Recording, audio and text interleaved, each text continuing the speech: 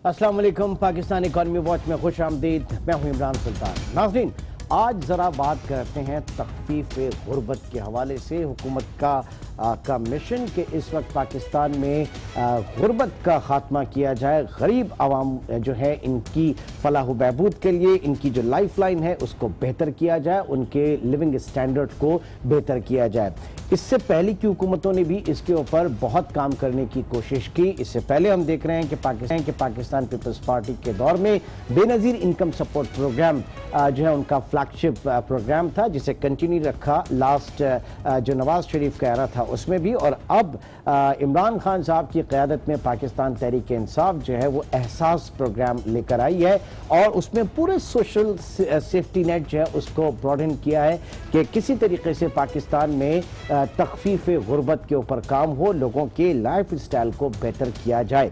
क्योंकि एक बहुत बड़ा मसला है हुकूमत के लिए, अकेले ये तमाम काम करना एक बहुत बड़ा मसला है। वसाइल की कमी है और वसाइल की कमी के साथ साथ हमारे जो मुआशी जिस पैटर्न के ऊपर हमारी पूरी मईशत है, जिसमें सबसे पहले हम बारहा तस्करा करते हैं कि पाकिस्तान में डॉक्यूमेंटेशन, हमारी इकॉनमी का डॉक्यूमेंट नहीं होना, एक पैरेलल इकॉनमी है जो पूरी खड़ी हुई है और एक जो इनफॉर्मल इकॉनमी है उससे पता नहीं चलता कि आदाद शुमार हैं क्या। आज अगर आप 1000 रुपए का नोट लेके निकलें और उसके बाद सौदा सल्फ वगैरह लेकर आए, उसके बाद देखें कि उसमें से कितनी चीज़ों की आपको रसीद मिली और कितनी को नहीं, तो एक बड़ा अमाउंट वो होगा जिसकी आपके पास कोई रसीद नहीं होगी। इट मीन्स कि एक अनडॉक्यूमेंटेड इकॉनमी। ये सिर्फ रोज़मर्रा की ख़रीदारी के हवाले से नहीं है, पूरे हमारे हर तरह के सेगमेंट में हम चले जाएँ तो ये जो मईशत की गैर दस्तावेजी है, ये बहुत बड़ा एक मसला है। और इसी की वजह से तमाम दीगर मसाइल, जिसमें आप समाजी मसाइल भी ले लें और दीगर सियासी मसाइल जो है वो भी इसी की वजह से सामने आ रहे हैं। अब हुकूमत की कोशिश ज़ाहिर है कि एक बेंचमार्क कि हमारे पास किस तरीके से वो डेटा इकट्ठा हो। इस मुल्क में सेंसस आपने देखा कि इतने तवील अरसे बाद सेंसस हुआ और उसके बाद हमने उन नंबर्स को जो रखा बेनज़ीर इनकम सपोर्ट प्रोग्राम के तहत, तो कम से कम आपके पास कुछ ऐसी एक बेंचमार्क है जिसको आगे लेके चला जा सकता है। क्योंकि जब तक आपको ये नहीं पता चलेगा कि डेमोग्राफी क्या है, पाकिस्तान में किस तरीके से अर्बनाइजेशन हो रहा है, पाकिस्तान के शहरों में कितना प्रेशर आ रहा है, और शहर जो है वो बड़े शहर, मिसाल के तौर पे कराची की अगर बात करें, कराची में हमने देखा कि सिर्फ 2 दिन की बारिशों ने इस पूरे शहर को तौबाला कर दिया, इस पूरे शहर का नक्शा जो है वो बिगाड़ कर रख दिया। और उसमें हमने देखा कि कोई मास्टर प्लान नहीं था इस पूरे शहर का, और अभी भी नहीं है। एज सच अभी भी जो आगे बात की जा रही है कि बारिशों से इश्यूज हो सकते हैं, प्रॉब्लम हो सकते हैं, वो भी अपनी जगह पे मौजूद हैं। तो जब तक एक जामे और मौसर हिकमत अमली नहीं अपनाई जाएगी, तब जो है इस मसले पे काबू पाया नहीं जा सकता। ऐसे में तमाम तरह जिम्मेदारी सिर्फ हुकूमत की नहीं बल्कि निजी शोबा भी बहुत आगे। और मुझे बड़ी खुशी है ये बताते हुए कि पाकिस्तान में फयाजियत, फिलैंथ्रोपी जिसे आप कहते हैं, वो दुनिया में बहुत से ममालिक में बहुत बेहतर है। इस मुल्क में बहुत सी ऐसी NGOs हैं, बहुत से ऐसे फलाही इदारे काम कर रहे हैं जो कि हुकूमत के शाना बशाना खड़े हैं। एक छोटे से ब्रेक के बाद इस पूरी इकॉनमी को और इकॉनमी के इस पूरी साइड को समझने की कोशिश करेंगे। एक छोटे से ब्रेक के बाद दोबारा मिलते हैं।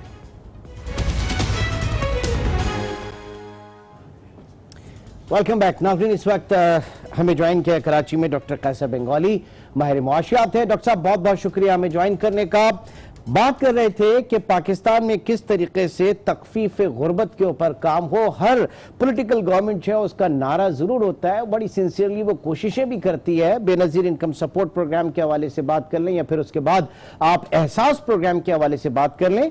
मैं पॉइंट ये लेके चल रहा था कि हमारा सबसे बड़ा मसला जो है इकॉनमी का दस्तावेजी सूरत में ना होना है, क्योंकि सारे के सारे मसाइल वहीं से जन्म लेते हैं। थोड़ा सा ज़रा इसके ऊपर आप बता दें, फिर आगे चलते हैं। डॉक्टर साहब,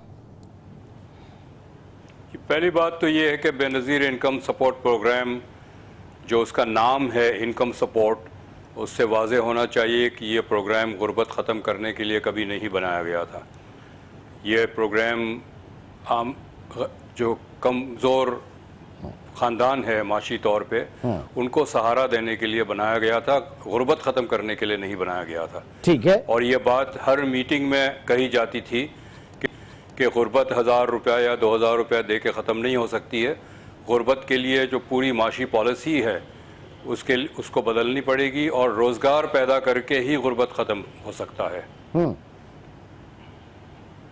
ٹھیک، ویری ویل ڈیفائنڈ کہ بے نظیر انکم سپورٹ پروگرام جو ہے وہ غربت کے خاتمے کے لیے نہیں تھا بلکہ کمزور طبقے کو سپورٹ کرنے کے لیے تھا. اچھا، آگے بھی آپ کی طرف چلتے ہیں لیکن اس سے پہلے کراچی اسٹوڈیو میں اس وقت ہمارے ساتھ موجود ہیں سید گوہر علی شب، جی ایم آپریشنز ہیں پاورٹی ایریڈیکیشن انیشیٹیوز کے. بہت بہت شکریہ گوہر صاحب، آپ پروگرام میں تشریف لائے.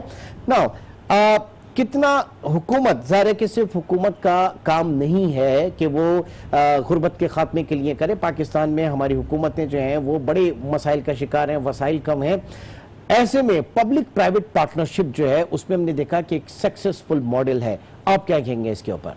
دیکھیں، اس میں جس طرح آپ نے مینشن کیا گورنمنٹس بہت سارا کام کر رہی ہے، لیکن سول سوسائٹی جو ہے، این جی اوز ہیں، ان کا بھی یہ رول ہے کہ وہ جو گیپس ہیں اس کو فل کر سکے. تو اس میں جہاں تک پاورٹی ایریڈیکیشن انیشیٹو ہماری آرگنائزیشن کا تعلق ہے تو ہم وہ کام بڑا سکسیزفلی کر رہے ہیں جی. اس وقت سندھ میں ہمارا ایک بہت بڑا انیشیٹو چل رہا ہے پبلک ہیلتھ میں، جس کو سندھ پیپل ہیلتھ پروگرام کہتے ہیں. وہ بڑا ایک انٹرسٹنگ ماڈل ہے جس میں ہم جو پور ہے اس کو سبسڈائز کر رہے ہیں. سندھ گورنمنٹ کے ساتھ ہماری پارٹنرشپ ہے جس کے تحت 70% ریسورسز اس پروجیکٹ میں پی ای آئی لے کر آ رہی ہے جی.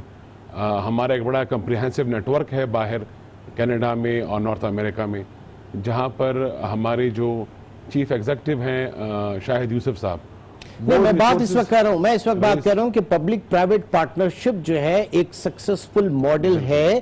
حکومت کو جو ہے اس طریقے سے آپ مدد کر سکتے ہیں. ٹھیک ہے، زیادہ ہر چیز حکومت کے اوپر رکھنا ظاہر ہے کہ ہم کنسٹرین ہیں، بہت ساری چیزیں، وہ ایک مسئلہ ہے. کمنگ بیک ٹو ڈاکٹر صاحب، آپ اس وقت اس سے پہلے ہم نے دیکھا کہ بلوچستان میں ایک پروجیکٹ لے کر چل رہے تھے اور آج کل آپ سندھ گورنمنٹ کے ساتھ بھی ہیں ایک انٹرنیشنل اس کو لے کے پروجیکٹ کو لے کے. تھوڑا سا ذرا بتائیے گا کہ کیا کام ہو رہا ہے، گورنمنٹ آف سندھ کیا کر رہی ہے، اور پھر بلوچستان والا جو کام تھا وہاں پہ کتنا سکسس رہا آپ کا؟ دیکھیں، اگر پیٹ کی درد کے لیے ایسپرین دیں گے تو پیٹ کا درد حل نہیں ہوگا. غربت جو ہے یہ ایک میکرو اکنامک ویریبل ہے اور مائکرو انیشیٹو سے یہ حل نہیں ہو سکتا. یہ جو کہا جا رہا ہے کہ یہ حکومت ہر چیز نہیں کر سکتی، یہ غلط ہے. غربت صرف حکومت ختم کر سکتی ہے اور کوئی این جی او نہیں کر سکتا. ایک این جی او شاید کسی محلے میں 4 گھر کو یا کسی گاؤں میں 40 گھر کو کچھ سہارا دے سکتے ہیں، لیکن جو غربت ہے وہ ختم نہیں ہو سکتی ہے. اور اعداد و شمار یہ بتاتے ہیں کہ پچھلے 30-40 سال میں بہت سارے این جی اوز نے بہت سارے پروجیکٹس پہ کام کیا ہے، لیکن جو غربت کی شرح ہے وہ بدلی نہیں ہے، وہ وہی ہے. غربت صرف اسی وقت ختم ہو سکتی ہے جب اثاثے کی تقسیم ہو. جو بے زمین ہے گاؤں میں لوگ، ان کو تھوڑا زمین ملے، جو نوکریاں ملے، کارخانے لگے. کارخانے بند ہو رہے ہیں، بے روزگاری بڑھ رہی ہے، اور ہم دوسری طرف یہ فینسی لیس اور ربن لگا کے پروجیکٹس چلا رہے ہیں غربت ختم کرنے کے لیے. ایسے غربت ختم نہیں ہو سکتی. کیا کیا جانا چاہیے سر؟ پھر کیا کرنا چاہیے پھر؟ جی، یہ ٹیکس کا جو نظام ہے وہ غریبوں سے پیسے لے کے امیروں کو دیتے ہیں، تو ٹیکس کا نظام بدلنے کی ضرورت ہے. حکومت کی جو ایکسپینڈیچر ہے اس میں مثلاً شہید ذوالفقار علی بھٹو کے زمانے کے بعد ایک بھی غریبوں کی ہاؤسنگ اسکیم نہیں بنی ہے. یہاں ہاؤسنگ اسکیم بنتی ہے جو جنت پیش کرتے ہیں، جس میں گولف کورسز بھی ہے، سوئمنگ پول بھی ہے اور یہ ساری چیزیں ہیں. یہ امیروں کے لیے ملک چل رہا ہے. غربت تو صرف نعرے بازی کے لیے اور تقریر کے لیے رہ گیا ہے. وہ ٹیکس کا نظام بدلنے کی ضرورت ہے. جو زمینداری کا نظام ہے دیہاتوں میں، اس میں غریبوں کو زمین دیں تاکہ وہ اپنا روزگار خود کما سکے. شہروں میں غریبوں کے لیے ہاؤسنگ کالونیز بنائیں تاکہ وہ جو رہائش سڑکوں پہ رہتے ہیں، جھگیوں میں رہتے ہیں، وہ ان کو مناسب گھر مل سکے. تعلیم دیں. تعلیم سب سے بڑا ہر ذریعہ ہے غربت سے نکلنے کے لیے. ایک غریب خاندان کے بچے کو آپ نے اچھی تعلیم دی، وہ بڑا ہو کے اچھی نوکری لے گا. لیکن تعلیم سے تو حکومت اپنے آپ کو دستبردار کر چکی ہے. وہ کہتی ہے یہ پرائیویٹ سیکٹر کا کام ہے. پرائیویٹ یونیورسٹیز اور سکول جو کھلے ہیں اس کی فیس اتنی زیادہ ہے کہ غریب تو جا ہی نہیں سکتا. تو غریب کے لیے تو سارے دروازے بند کیے ہوئے ہیں، اور ہم غریب کے لیے کیوں رو رہے ہیں بیٹھ کے؟ ठीक, जी शाह साहब, अब जो सूरत हाल है कि हम कितना, आप जो एसोसिएशंस की बात कर रहे हैं, एनजीओस की बात कर रहे हैं, ब्लैंकेट कवर, यहाँ तो बिल्कुल अगर गुर्बत का खात्मा करना है तो डॉक्टर साहब कह रहे हैं कि वो सिर्फ हुकूमत कर सकती है, और रोजगार के मौके पैदा करके, एजुकेशन के हवाले से, अच्छी हेल्थ फैसिलिटीज के हवाले से, क्या कहेंगे आप? देखिए, जिस तरह साहब ने कहा है, ही राइटली मेंशन इट, कि हुकूमत का ही काम है, लेकिन आई वुड रिपीट कि जितनी भी एनजीओज हैं उनका काम है चूँकि गैप्स को फिल कर सके जी। कंट्रीब्यूटिंग फैक्टर है ये एक बड़ा अच्छा कि इस तरह के ऑर्गेनाइजेशंस आगे आएँ और अपने रिसोर्सेज लेकर कम्युनिटी में और गवर्नमेंट को सपोर्ट कर सके। और इसमें जो एक सक्सेसफुल मॉडल जो है वो, जिस तरह आपने भी कहा कि पब्लिक प्राइवेट पार्टनरशिप ही है, सिंध गवर्नमेंट को जो एक क्रेडिट जाता है वो ये है कि लेजिस्लेशन का, जिस तरह बंगाली साहब ने बहुत सारे फैक्टर्स मेंशन किए हैं, लेकिन एक बड़ा फैक्टर लेजिस्लेशन भी है। अगर कोई भी गवर्नमेंट, प्रोविंशियल गवर्नमेंट या फेडरल गवर्नमेंट एक अच्छी लेजिस्लेशन करके दे सके तो वाई नॉट, बहुत सारे पार्टनर्स, बहुत सारे foreign agencies, donors, even individuals, philanthropist आपको इसमें सपोर्ट कर सकते हैं। और जिस तरह हम ऑलरेडी कर भी रहे हैं जी, हमारा एक इनिशिएटिव है जिसमें हम 50 हॉस्पिटल्स में हेल्थ की सर्विसेज को सब्सिडाइज करके पुअर को दे रहे हैं। मेडिकल और सर्जिकल सप्लाईज उन हॉस्पिटल्स में दी जा रही हैं हमारे इदारे की तरफ से। और नहीं, आप तो अपने इदारे की बात कर रहे हैं ना, मैं तो as a whole in general बात कर रहा हूं, मैं मतलब कोई किसी इदारे की बात नहीं कर रहा, मैं इन जनरल एक बात कर रहा हूं। डॉक्टर साहब, यहाँ जो फिलैंथ्रोपी की बात हुई, पाकिस्तानी कौम के हवाले से अगर बात करें, कुछ नंबर्स मेरे पास थे कि एक बहैसियत कौम, एक वर्ल्ड गिविंग इंडेक्स 2019 की फिगर है कि एक पाकिस्तान के अंदर किसी अजनबी की मदद करना 43% उसमें हम हैं, चंदा देने में 27% और रजाकाराना वक्त देने में 13%। तो ये 146 ममालिक की फहरिस्त में 91 नंबर पर पाकिस्तान मौजूद है। आपने देखा कि इस मुल्क में ईदी की एक कामयाब नेटवर्क है, उसके अलावा छिपा है, सैलानी है, मेडिकल साइट पे चले जाएं तो SIUT है, NICVD है, साइबर नाइफ है, इंडस हॉस्पिटल है, यू जस्ट नेम इट। तो ये प्राइवेट सेक्टर जो है वो खड़ा हुआ है यहाँ पे। और अगर थर की बात करें तो सिंध गवर्नमेंट के साथ वहां पे SECMC जिस तरीके से थर के लोगों के लिए काम कर रहा है, तो अगेन वो जो पब्लिक प्राइवेट पार्टनरशिप का मॉडल है, और चूंकि हमारे यहाँ तो कॉर्पोरेट सोशल रिस्पॉन्सिबिलिटी जो है वो भी बड़ी अच्छे अंदाज में निभाई जाती है। तो ये मैं चाह रहा हूं कि इसके ऊपर थोड़ा सा आप बताइए कि कितना जरूरी है प्राइवेट सेक्टर इस हवाले से। देखिए, पब्लिक प्राइवेट पार्टनरशिप बहुत कामयाब है और सिंध ने पाकिस्तान में इब्तिदा की है और कामयाब प्रोजेक्ट्स हैं। पहला जो इंफ्रास्ट्रक्चर प्रोजेक्ट बना है पब्लिक प्राइवेट पार्टनरशिप से, वो हैदराबाद मीरपुर खास हाईवे है 62 किलोमीटर्स का, और बहुत कामयाब है। 1.5 घंटे का सफ़र 40 मिनट रह गया है, और बहुत ज़्यादा माशी मौके उस रूट पे पैदा हुए हैं। सिंध गवर्नमेंट ने एक रेजिडेंशियल स्कूल जो है बनाकर NGO के साथ अग्रीमेंट करके उनको मैनेजमेंट कॉन्ट्रैक्ट पे दिया है, बहुत अच्छा स्कूल चल रहा है। लेकिन बात अगर हम गुर्बत ख़त्म करने की कर रहे हैं या नाखवानदी ख़त्म करने की कर रहे हैं, तो वो जो भी NGOs कर रहे हैं वो काबिल तारीफ़ है, लेकिन ये मसला हल नहीं करेगा। मसलन एक NGO है यहाँ पर, सिटीजन फाउंडेशन, बहुत उनका नेटवर्क है स्कूल्स का, ठीक है, लेकिन उनके अगर 1000 स्कूल्स हैं तो चाहिए तो 1 लाख स्कूल्स। 1000 के बाद जो 1 लाख स्कूल्स कौन देगा? वो तो सिर्फ हुकूमत दे सकती है। मैं ये जो NGOs हैं ये बहुत अच्छा काम कर रहे हैं, मैं इनकी बिल्कुल तारीफ़ करता हूँ और खुश, लेकिन ये एक मोहल्ले में कुछ काम कर सकते हैं, गांव में कुछ काम कर सकते हैं, 40, 50, 100 ख़ानदानों को मदद कर सकते हैं, लेकिन मसला हल नहीं कर सकते। मसला हुकूमत ने हल करना है। और मौजूदा हालात में आप समझ रहे हैं कि Ehsaas programme in continuation with BISP जो है ये एक वर्केबल सोल्यूशन है?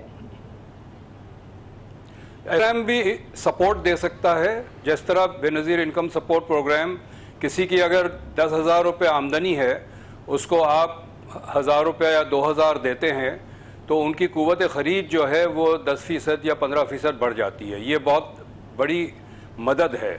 लेकिन अगर 50% लोग गुर्बत के लकीर के नीचे हैं और आप 20% को इमदाद दे रहे हैं तो बाकी 30% को नहीं दे रहे, और जिसको इमदाद दे रहे हैं उनको सिर्फ सहारा दे रहे हैं, उनकी गुर्बत ख़त्म नहीं हो रही है। गुर्बत ख़त्म करने के लिए हुकूमत को बहुत बड़े इक़दाम करना पड़ेगा, पाकिस्तान की मईशत का रुख बदलना पड़ेगा। हमने जो हमारी जो कौमी आमदनी है اس کا اگر 100 روپیہ اضافہ ہوتا ہے قومی آمدنی میں تو 33 روپیہ جاتا ہے امیر ترین 10% خاندانوں کو، 33 روپے، اچھا، اور 3 روپے جاتا ہے غریب ترین 10% خاندانوں کو. یہ ڈھانچہ بدلنا پڑے گا. ٹھیک ہے بجا کا یہ ڈھانچہ بدلنا پڑے گا. شاہ صاحب، اب اس وقت ظاہر ہے کہ حکومت جو ہے اس کی پرائمری رسپانسبلٹی ہے اور این جی اوز جو ہیں وہ ایک سٹاپ گیپ ارینجمنٹ یا چھوٹے چھوٹے سے جو وہ گیپس ہیں ان کو برج کر رہی ہیں. اس وقت پاکستان میں جو کارپوریٹ کلچر کے حوالے سے ہم بات کر رہے ہیں، سی ایس آر ایکٹیویٹیز جو ہے وہ دیکھ رہے ہیں. لوگ جو ہیں پاکستانی قوم جو ہے فیاضیت کے حوالے سے بات کریں، چندہ اور اس کی میں نے آپ کو بتایا ٹیکس پے نہیں کرتے. یہ اگر ٹیکسز پے کریں یا ٹیکسوں کا نظام جس کی ڈاکٹر صاحب نشاندہی کر رہے تھے وہ بڑا جامع اور مربوط ہو جائے اور بہت سہل ہو جائے، آسان ہو جائے، تو پھر یہ ساری چیزیں کرنے کی ضرورت نہیں ہے. پھر وہ ریاست ہی ویسٹ میں کیا ہوتا ہے، وہاں پہ آپ ٹیکس پے کرتے ہیں اور آپ ٹیکس بینیفٹ لیتے ہیں. یہاں مسئلہ بالکل مختلف ہے.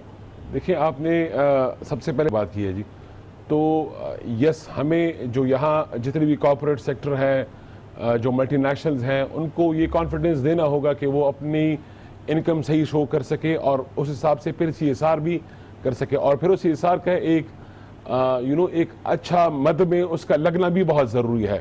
جس طرح میں اپنی اگزامپل دوں گا کہ ہم بے تحاشا سی ایس آر باہر سے ریز کر کے لا رہے ہیں، لیکن یس، ہمیں جب وہ سی ایس آر ہم یہاں ریز کرنے کی کوشش کرتے ہیں تو ہمیں بہت ساری مشکلات آتی ہیں.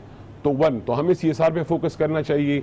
بہت باہر ویسٹ میں بہت سی ایس آر لوگ دے رہے ہیں اور وہ چینلائز ہو کر آ بھی رہا ہے، لیکن یہاں سے سمہاؤ ریز نہیں ہو رہا ہے. سیکنڈ، جس طرح آپ نے کہا تو یس، ٹیکس بیس ہمیں وائڈن بھی کرنا ہے اور پلس ٹیکس ریفارمز کی ضرورت بھی ہے. اگر آپ دیکھ سکیں تو ہماری جو لینڈ ریفارمز ہوئی تھیں بیک ان 70s، اس کے بعد وہ اس طرح امپلیمنٹ نہیں ہو پائی، اور اس کے بعد جو ہمارا ٹیکس بیس ہے اس پر بھی ایسا کوئی کام نہیں ہوا. جس طرح ایگریکلچر ہماری ہے اس کو ابھی تک ٹیکس بیس اس کا اس طرح ہورائزن اس کا وائڈ نہیں کیا گیا ہے.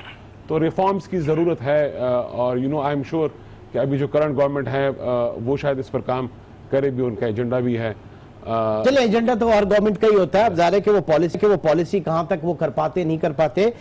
ریفارمز کا ایجنڈا اس گورنمنٹ کا بھی ہے، لیکن ڈاکٹر صاحب جو فسکل اسپیس سائیڈ ہے، کیونکہ جب آپ مٹی کا تیل مہنگا کر دیتے ہیں، پیٹرول مہنگا کر دیتے ہیں تو مہنگائی ہو جاتی ہے. جب آپ ڈالر مہنگا کر دیتے ہیں تو مہنگائی ہو جاتی ہے، کیونکہ اس ملک میں آپ پرتعیش اشیاء جو ہیں ان کو امپورٹ نہیں کر رہے. اس ملک میں آپ دالیں جو غریب کھاتے ہیں وہ بھی آپ امپورٹ کر رہے ہیں، جو بچے جو ڈائپرز لیتے ہیں وہ بھی سارے امپورٹڈ ہیں. تو ایسی صورت میں جو فسکل مینجمنٹ ہے، یہ تو ہم نے اسٹرکچرل ریفارمز کی ایک الگ بات کی، جو فسکل مینجمنٹ ہے وہ کتنی ضروری ہے ڈاکٹر صاحب؟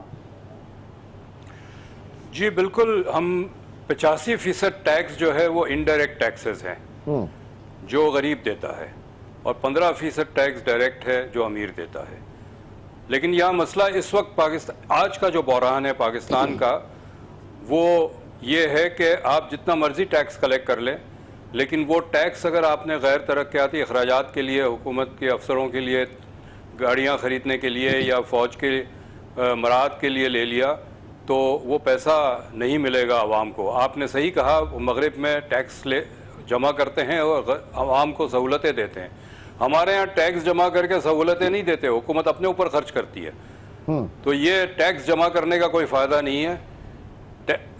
ضرورت اس بات کی ہے کہ جو حکومت نے اپنے اخراجات بڑھائے ہیں وہ کم کیا جائے. حکومت نے جو اپنے اخراجات پیسہ لگایا جائے ترقی میں تاکہ روزگار کے مواقع بڑھے. ٹھیک. اور ابھی بھی ایسے میں ہم جو دیکھ رہے ہیں کہ جو قرضہ حکومت لے رہی ہے اور کہہ رہی ہے کہ پرانے قرضوں کی ادائیگی کے لیے نیا قرضہ لیا جا رہا ہے، تو وہ بھی کہیں پہ آپ کے کسی اکنامک ایکٹیویٹی میں نہیں لگ رہا. وہاں پہ جا کے کوئی روزگار کے پیدا ہونے کی بات نہیں ہو رہی، وہ صرف قرضہ لے کر قرضہ ادا کیا جا رہا ہے. تو وہ اپنی جگہ پہ موجود ہے، ایشو اپنی جگہ پہ موجود ہے، پرابلم اپنی جگہ پہ موجود ہے، جو آگے چل کے ہمیں فیس کرنا ہے. ایک کی کال ہے. بریک کے بعد بھی ہمارے دونوں گیسٹ گوہر صاحب اور قیصر بنگالی صاحب موجود ہیں. ایک چھوٹے سے بریک کے بعد دوبارہ ملتے ہیں.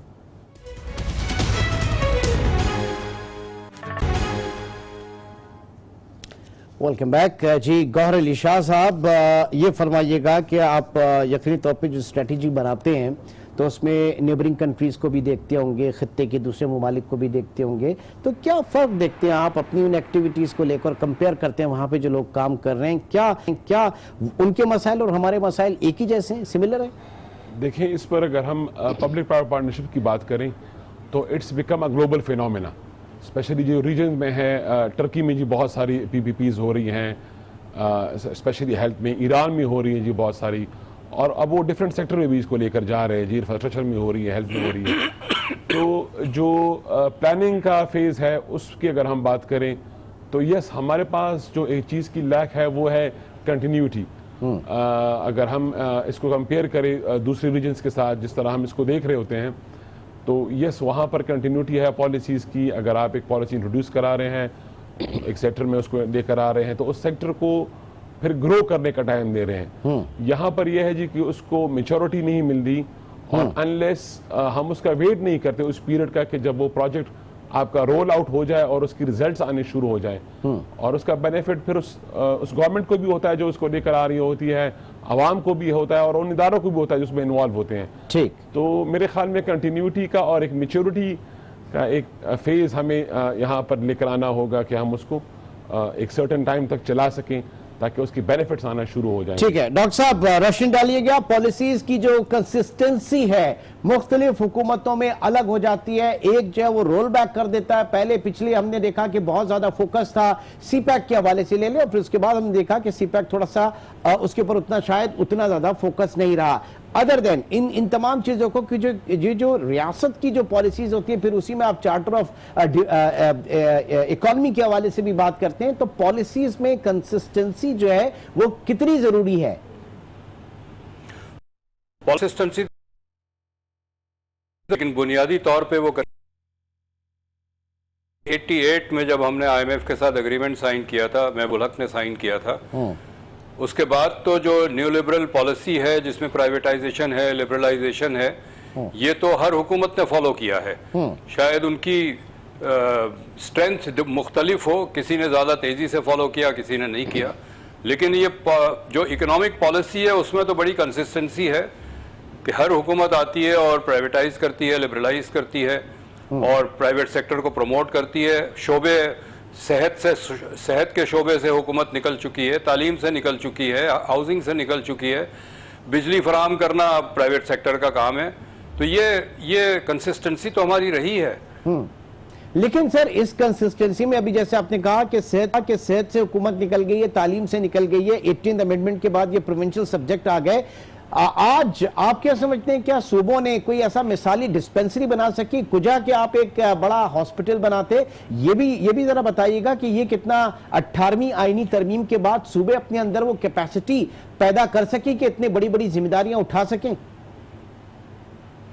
جی، یہ خوشائن بات ہے کہ 18ویں اور 7ویں NFC کے بعد صوبوں نے یقیناً بہت نمایاں کام کیا ہے۔ سندھ میں جو بیسک ہیلتھ یونٹ ہے، جو ایک کمرے کا ڈسپینسری ہوتا ہے ہر گاؤں میں، وہ سندھ نے پبلک پرائیویٹ پارٹنرشپ کے تحت ایک ادارہ بنایا جس کو PPHI کہا جاتا ہے، اور ان کے حوالے کر دیا، بجٹ ان کے حوالے کر دیا، اور سندھ میں جتنے بھی بیسک ہیلتھ یونٹس ہیں وہ بہت بہترین طریقے سے چلتے ہیں۔ آپ کہیں بھی چلے جائیں آپ کو وہ بلڈنگ صاف ستھری ملے گی، ڈاکٹر بھی ملے گا، دوائی بھی ملے گی جو ایکسپائر نہیں ہوتی ہے، اور وہاں سب سے بڑا سر بڑی معذرت کے ساتھ ڈاکٹر صاحب، بڑی معذرت کے عوام ساتھ کا ایک رش ہوتا ہے سر، بڑی معذرت کے ساتھ لاڑکانہ میں HIV کے کیسز آپ نے دیکھے جس طریقے سے سامنے آ رہے ہیں، وہاں پہ یہ کہاں سے آ گئے؟ پھر اگر بہت ہی اچھا نظام ہے تو پھر یہ اس طریقے سے جو وہاں پہ پھیلا ہے HIV، وہ اس کی کیا وجہ بنی؟ پھر دیکھیں، کچھ بیماریاں ہوتی جیسے ڈائریا ہے، وہ گندے پانی سے آتا ہے، اور گندے پانی کا نظام کا ابھی تک پورا حل نہیں ہے۔ لیکن HIV جو ہے وہ ایک بالکل مختلف قسم کی بیماری ہے۔ وہ جو سرنج دوبارہ استعمال کرتے ہیں اور اس سے HIV بھی پھیلتا ہے اور ہیپیٹائٹس C بھی پھیلتا ہے۔ تو یہ تو جو ناقص طریقے ہیں ہمارے ہاسپٹلوں کے، اور وہ صرف پبلک ہاسپٹل سے نہیں پھیلتا ہے، جو پرائیویٹ ہاسپٹلز ہیں، پرائیویٹ کلینکس ہیں، اس میں پرائیویٹ کلینکس اور پرائیویٹ ذمہ دار ہو سکتے ہیں۔ ایسا نہیں ہے کہ حکومت کی ہاسپٹل میں نیڈل جو سوئی ہے انجیکشن وہ دوبارہ استعمال کرتے ہیں اور پرائیویٹ، یہ ہر جگہ یہ کیا جاتا ہے۔ تو یہ ایک اور مسئلہ ہے۔ لیکن جو BHU کا نظام ہے، وہ اگر کسی کو معمولی سی بخار ہے یا کوئی بیماری ہے، پیٹ کا مسئلہ ہے، تو وہ بہت اچھی طرح سے सिंध का तो मैं कह सकता हूं कि हल हो रहा है। तो सर थर में लेकिन जो बाकी जाहिर है सारे मसले हल नहीं होते। I had been there in Thar, मैंने पूरा थर के जितने भी वहां के हिस्से सब देखे। जो BHU की आप बात कर रहे हैं, बेसिक हेल्थ यूनिट्स की, बहुत अच्छी हालत में नहीं है sir, with all due respect के वहां पे बहुत अच्छी हालत में नहीं है थर में। मेरा एक्सपीरियंस मुख्तलिफ है। मैं थर में आजकल काम कर रहा हूं, मैं कल ही वापस आया हूं थर से। मैंने जहां देखे हैं जैसे मिट्टी का हॉस्पिटल है और डिप्लो का हॉस्पिटल है, ये अलबत्ता वो आगा खान वाला स्टैंडर्ड नहीं है, उतने साफ नहीं है, चीज़ें बहुत पुरानी पड़ी हुई है।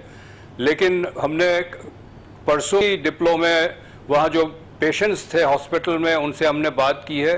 वो उनकी कोई बहुत ज़्यादा शिकायतें नहीं थी, वो कह रहे थे हाँ डॉक्टर देखते हैं हमें। अच्छा, तो लेकिन ये हम इससे मैं ये नहीं कहना चाहता कि हालात बहुत अच्छे हैं, इस हालात शायद 100 गुना भी बेहतर करने की ज़रूरत है। ठीक है गौर साहब, कितना ख्याल रखा जाता है जब आप इस तरीके के प्रोजेक्ट्स आगे लेकर चलते हैं, एक NGO आगे लेकर चलती है, तो उसका फॉलो अप क्या होता है इन तमाम सहूलियात के हवाले से? देखिए, इस पर एक छोटा सा कमेंट जिस तरह बंगाली साहब ने किया है जी, हॉस्पिटल्स के आपने मेंशन किया था कंटिन्यूटी का, उस पर मैं करना चाहूँगा जी। 18 अमेंडमेंट के बाद जो यहाँ के बड़े हॉस्पिटल्स थे वो प्रोविंशियल गवर्नमेंट के पास आ गए, लेकिन अभी आपने रिसेंटली देखा होगा NICH, NICVD फेडरल गवर्नमेंट ने वापस ले ली जी। तो ये समहाउ कंटिन्यूटी के खिलाफ ही है जो कि वो उसकी स्पिरिट्स को किल कर रहे हैं। वन, दूसरा जिस तरह बंगाली सर ये वफाक ने वापस दे को जी, वो यही कह रहा है, वफाक ने कहा हमारे पास पैसे नहीं है, चल रही है, हमारे पास पैसे नहीं है, सुबह वापस ले लेते हैं जी, वो दोबारा दे देते हैं। सेकेंडली, जिस तरह उन्होंने कहा और आपने मेंशन किया कि जो लाड़काना में अभी रिसेंटली सिचुएशन हुई थी, तो वो यस, इन्फेक्शन कंट्रोल, इस पर हमें काम करना चाहिए। And I can assure being a private partner कि सिंध गवर्नमेंट इस पर बड़ी तवज्जो दे रही है और इस पर बड़ा सारा काम हो भी रहा है जी। स्पेशली जो हमारा एक प्रोजेक्ट है वो स्पेशली इसी पर है कि इन्फेक्शन कंट्रोल हो और इस तरह की चीज़ें हो, और हम वो काम कर रहे हैं under Sindh government supervision. Second, इसका कोई थर्ड पार्टी ऑडिट वगैरह होता है, कोई चेक एंड बैलेंस होता है इसके ऊपर? जी, मैं उसी तरफ आ रहा हूँ जी। जिस तरह मैंने शुरू में मेंशन किया है, लेजिस्लेशन बड़ी ज़रूरी होती है, कानूनी साजी जी। तो इसमें भी एक क्रेडिट सिंध गवर्नमेंट को जा रहा है कि जो उन्होंने PPPs की लेजिस्लेशन की है वो इस वक्त पाकिस्तान में सबसे अच्छी है जी।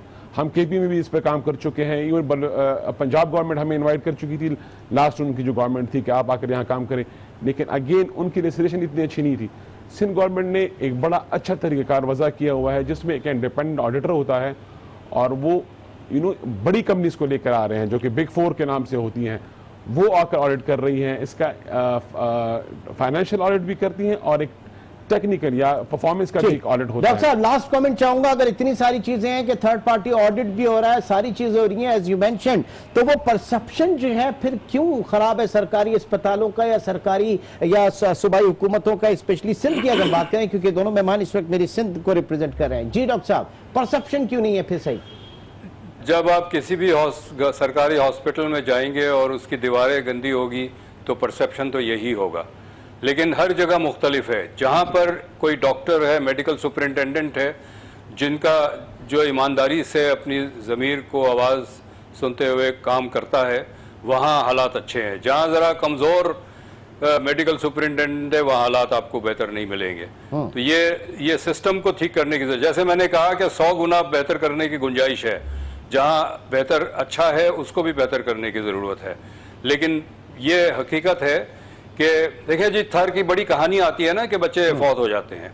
बात यह है कि 12 साल की लड़की की शादी हो गई अगर, बिल्कुल, और वो वैसे ही मेल न्यूट्रिशन का शिकार है, बिल्कुल, वो बच्चा पैदा करती है जो 1 किलो का होता है, सही, उस बच्चे की सर्वाइवल चांसेस ही नहीं होते, सही। तो जो बच्चे की अमवात है उसके पीछे पूरी 2 जनरेशन का मेल न्यूट्रिशन है, उसको ठीक करने की जरूरत है। ये मीडिया में जो हेडलाइंस आती है जब एक बच्चा फौत हो गया। जब हम वहां पर गए थे, जाके देखा तो वो लड़की मेरे ख्याल से 16-17 साल की होगी, 20-22 साल का लड़का था, उसका शौहर था और उनका वो 5वां बच्चा था, 5वां बच्चा। और वहां पर सूरत हाल है कि कंसीव करने के बाद डिलीवरी से 15 दिन पहले पहला जो है वो हॉस्पिटल में चक्कर होता है, विजिट होता है डॉक्टर के पास।